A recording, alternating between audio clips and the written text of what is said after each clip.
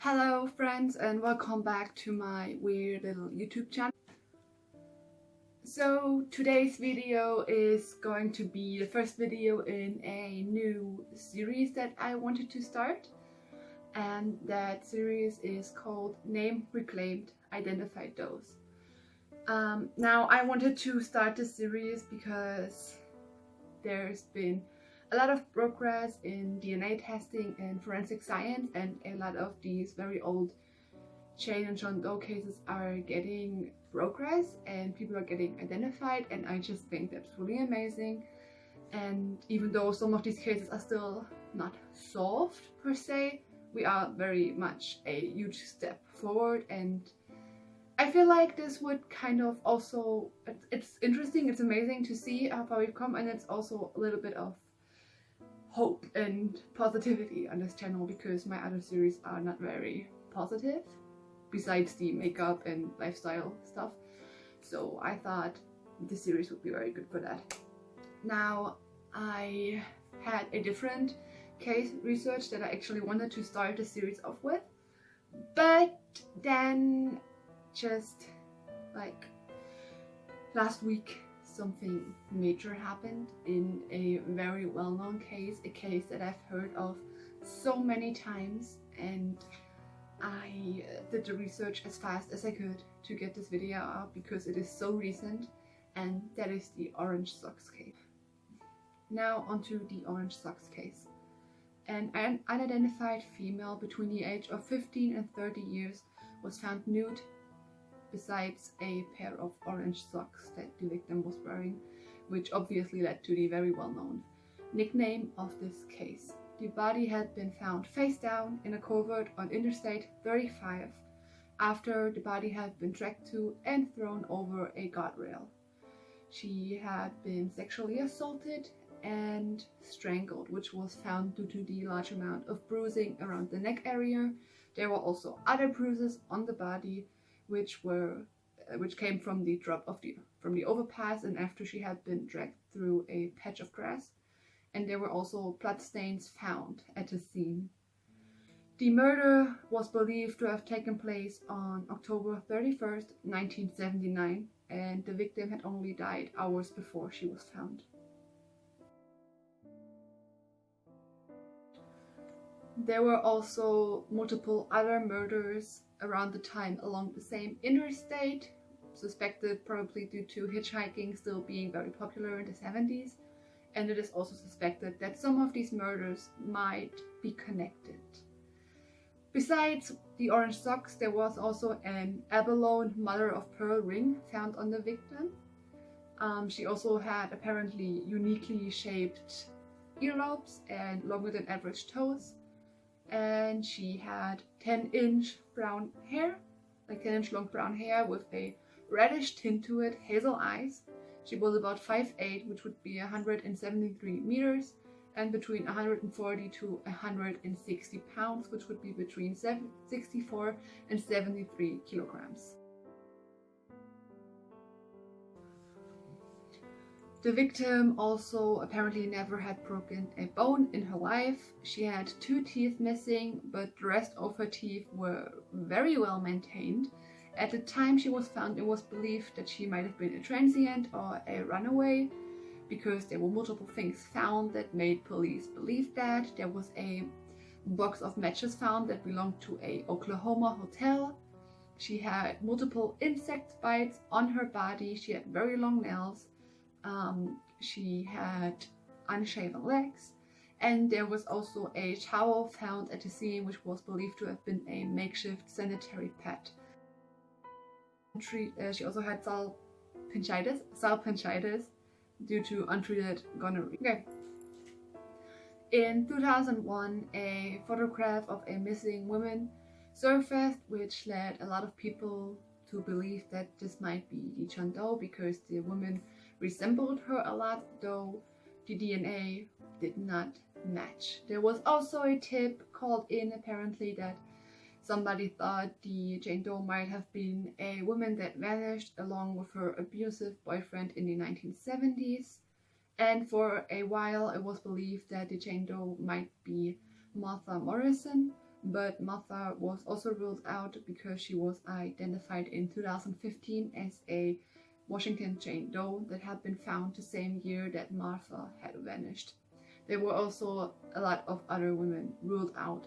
The case was shown on America's Most Wanted twice, and on one of these shows a woman called, claiming to have seen a girl matching Doe's description hitchhiking towards Texas, but there was no more information found.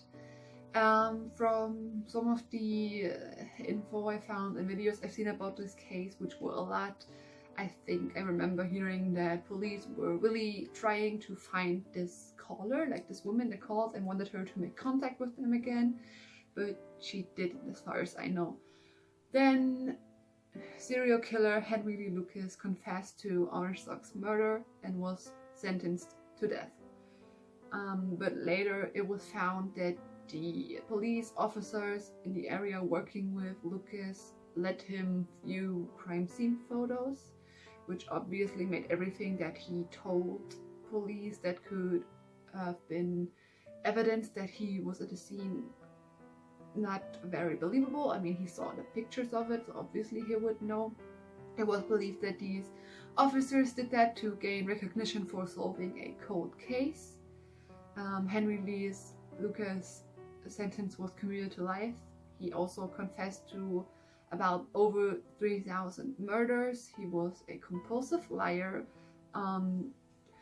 He was a serial killer though, and he worked with Otis Toole a lot, so they were vile human beings, so there's still obviously a possibility that he did have something to do with it. But there's also strong evidence that suggests that Henry Lee Lucas was in Florida at the time that Doe was killed, so he could not have been in Texas to commit the murder. He did die on March 12th, 2001 in prison, so he isn't here to really confirm or deny it, although like I said, he's a compulsive liar, so you would never know if he's telling the truth. On the 37th anniversary of the case, there was a new reconstruction made by the National Center of Missing and Exploited Children, and the case was also put into the database.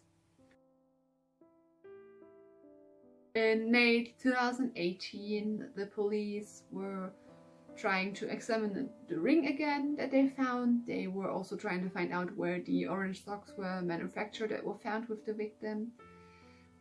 And they traced the book of matches found back to the Oklahoma hotel, but the hotel sadly had no records matching Doe. The DNA Doe project also took on the case in 2018 and sent samples to the lab for analyzing. It was found that at least 2 men must have been involved with Doe's murder, because there was DNA found on the socks in fingernail scrapings and pubic hair samples. But police sadly isn't sure if the samples are strong enough to do further testing on them. Now, this is just my 2 cents, but I just wanted to point out that I think it's kind of interesting. Like I said, Henry Lee Lucas confessed to the crime, and we do know that Henry Lee Lucas worked with Otis Toole in some killings. Those are 2 men, but there's obviously also evidence that he wasn't even in Texas at the time this happened, so. And I would hope that they have their DNA on file, so if these DNA profiles can be used, that they could see if the DNA matches. Okay. 40 years after Orange Socks was discovered, on August 6, 2019, she was identified. Orange Socks is Debra Jackson, born September 28, 1956 in Abilene, Texas. Debra was last seen around 1977 in Abilene, Texas, and at the time she was found, she would have been 23 years old. A revised artistic rendering of Jane Doe caught Debra's sister's eye. She obviously informed the police of the resemblance. The DNA Doe project found a potential cousin to Orange Socks, and the family later identified Debra through marked pictures and her unique physical characteristics. There was also a salvia-based DNA kit sent out, which obviously 100% confirmed that this was Debra. Debra had been employed by a motel and a assisted living facility a year prior to her death. She left Abilene in 1977 and went to Amarillo in 1978, where she worked at Ramada Inn. This is the information we have. Police is asking for any witnesses who know of Debra, who know where she was, what she was doing, who she was around, and obviously witnesses who know anything about her killers to please come forward with information.